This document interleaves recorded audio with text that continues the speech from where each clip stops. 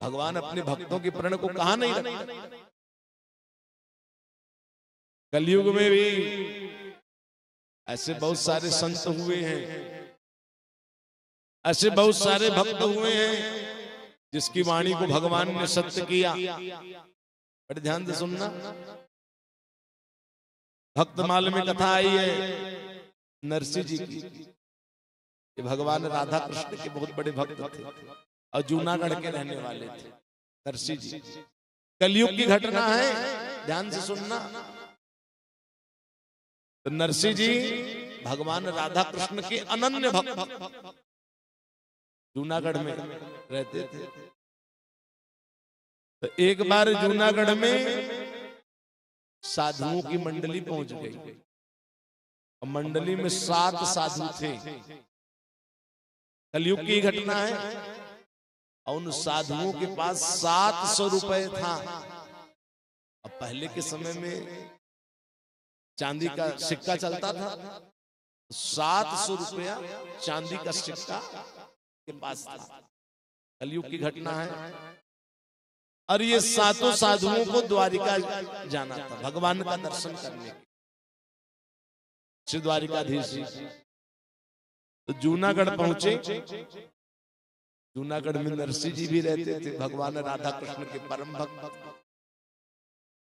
तो ये 7 साधु सोचे कि रास्ते में चोर डाकुओं का भय रहता है, जूनागढ़ में कोई ऐसे सेठ हो जिनकी दुकान द्वारिका में चलती हो,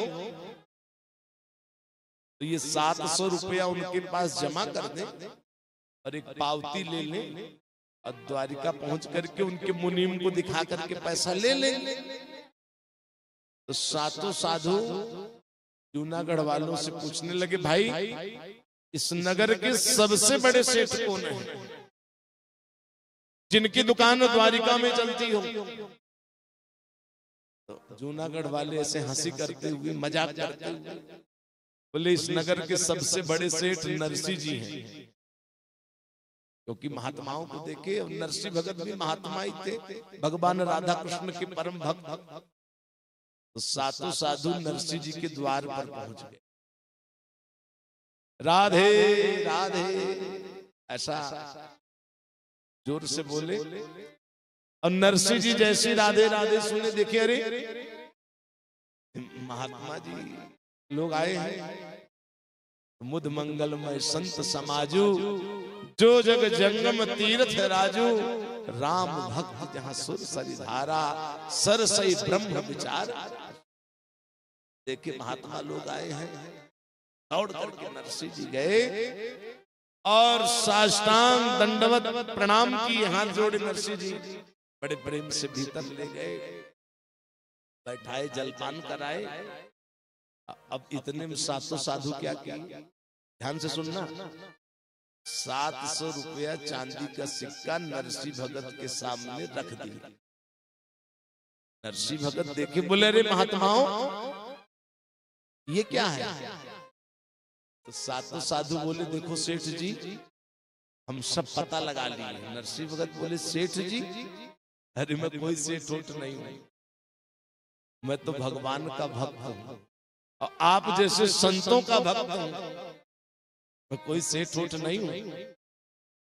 7 साधु बोले, नहीं हम सब पता लगा लिए, इस नगर के सबसे बड़े सेठ आप हैं और आपकी दुकान द्वारिका में चलती है। ये 700 रुपया आप जमा कर लीजिए, हमको एक पावती दे दीजिए, हम द्वारिका पहुंच करके आपके मुनीम को दिखा करके पैसा ले ले। नरसिंह भगत बोले, अरे महात्मा हो गुलाम हरि नाम को, ओ हरि भगत गुलाम, नहीं गुलाम मैं दाम को, काह दाम सो काम। अरे महात्माओं मैं आप जैसे भगवान के भक्तों का गुलाम हूं, संतों का गुलाम हूं, मैं दाम का गुलाम नहीं हूं। इसलिए व्यापार आदि से मेरा कोई लेना देना, लेकिन वो महात्मा लोग नहीं मानते। तो नरसिंह जी भगवान द्वारिकाधीश जी की इच्छा समझे 700 रुपया जमा कर लिए नरसिंह जी और एक पावती बना दी और संत मंडली का जो महंत था उसको दे दिए। बोले जब द्वारिका पहुंचना तो हमारे मुनीम का नाम संवलिया शाह है। क्या नाम है? संवलिया शाह। और द्वारिका की तो बात जाने दो, संपूर्ण जगत उनको जानता है। और जब तुम द्वारिका पहुंचोगे किसी से भी पूछोगे तो कोई भी बता देगा कि संवलिया शाह मुनीम कहाँ रहता है। अब सातों साधु द्वारिका के लिए प्रस्थान की। नरसिंह जी 700 रुपया जो पाए, ध्यान देना, अपने गांव में 7 दिन तक भंडारा खोल दिए, साधु संतों की खूब सेवा की, खूब दक्षिणा बांटे।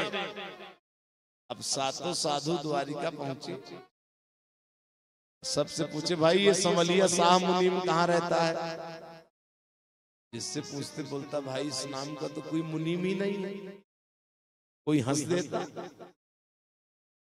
तो सातों साधु ढूंढते ढूंढते थक गए तो द्वारिका नगर के एक चौराहे पर आकर के बैठे, आपस में चर्चा करने लगे। बोले ये नरसिंह बहुत बड़ा धूर्त था, धोखेबाज था, हम लोगों को ठग लिया, उसका कोई मुनीम नहीं है। अब इतने बड़े द्वारिका धाम में बिना पैसे के हम दर्शन कैसे करें? भगवान बोले मेरे धाम में आकर के मेरे भक्त साधु संत दुखी हो, अब मेरे परम भक्त नरसिंह की निंदा हो, क्योंकि नरसिंह जी भी परम भक्त भगवान द्वारिकाधीश जी। भगवान बोले मेरे धाम में मेरे भक्त की निंदा हो और मेरे भक्त साधु संत परेशान हो तो ये मेरे को शोभा नहीं देता। जहां पर ये सातों साधु बैठे थे वहीं से थोड़ी दूर पर भगवान बहुत सुंदर संवलिया शाह मुनीम का रूप धारण करके प्रकट हुए। कैसे मुनीम का रूप बनाए भगवान? ध्यान देना कि माथे पे लपेट राख्यो अटपट पाग मोटी एक, अचोटी खुली खुली जात फहरत अति न्यारी है। बहुत मोटी पगड़ी लगाए भगवान द्वारिकाधीश, मुनीम का रूप धारण किए हैं। और चोटी इतनी मोटी है कि गांठ देते हैं खुल जाती है। कान में कलम खोसे हैं, मुनीम का रूप बनाए हैं संवलिया शाह। एक तरफ वही खाता दबाए हैं, एक कंधे पर 700 रुपए से भरी हुई थैली लटकाए, ज्यादा नहीं 700 रुपए से भरी थैली लटकाए। और जहां पर ये सातों महात्मा लोग थे वहीं से थोड़ी दूर पर भगवान प्रकट हुए। अब प्रकट मुनीम का रूप धारण करके बोले अरे हमारे बड़े सेठ नरसिंह की कोई हुंडी लेकर पावती लेकर आया हो तो जमा कर दे, पैसा ले जाए। अब सातों साधु सुने, दौड़ करके हिल लिए चारों तरफ से। अब पावती दिखाए। अब उनको क्या पता कि भगवान द्वारिकाधीश मुनीम बन के आ गए हैं। भगवान देखे 700 रुपए से भरी थैली गिरा दी, ये महात्मा लोग ले लिए, जाने लगे। भगवान बोले अरे रुको रुको महात्माओं, मैं तुम लोगों को एक चुकता पावती रसीद लिख करके दे रहा हूं। जब कभी घूमते घूमते जूनागढ़ जाना तो सेठ जी को दे देना। भगवान चुकता पावती रसीद लिखे और दे दिए। अब महात्मा लोग पैसा पाए, अपना दर्शन के लिए गए और उनको क्या पता कि साक्षात नारायण मुनीम बन करके आ गए हैं।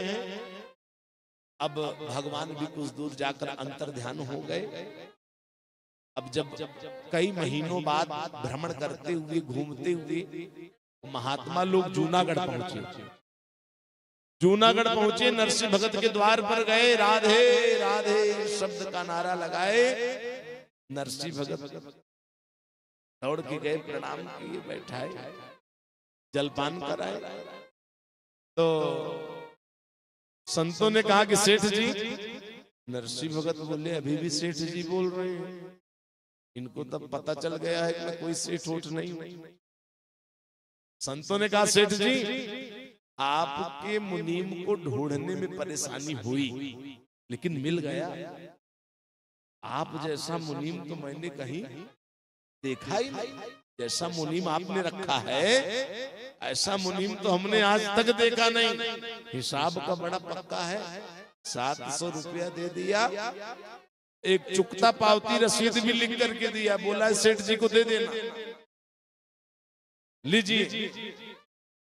नरसिंह भगत बोले पढ़ो इसमें लिखा क्या है।